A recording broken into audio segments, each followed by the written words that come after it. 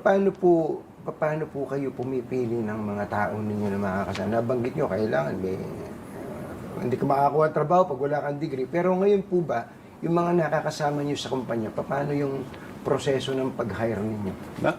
Yung mga... Meron kami proseso mag-hire, pero makikita mo lang talaga pag nagtrabaho na.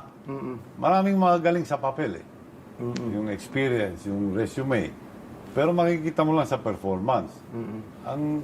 Ang critical dyan, yung magaling mag-perform, nagpapakita, may utak, medyo gutom, gusto magtrabaho ng gusto. Kaya i-develop mo ng maganda yan. Pagka palpak naman yung nakuha mo, at marami kaming ganyan, over ilang taon, kailangan dispatchahin mo kaagad. Agad? Wag mo na patagalin. Hindi, nakakaawa eh. Ganun talaga ang negosyo eh. Baka bumagsak pa yung negosyo mo kung marami kang na tao eh. Kailangan dispatch ka agad.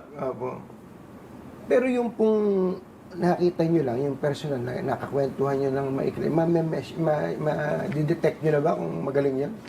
Medyo ma-detect mo. Mga ibang tao, impressive naman.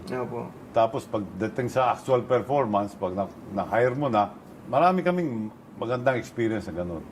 Na beyond expectation. Pero meron din kami na below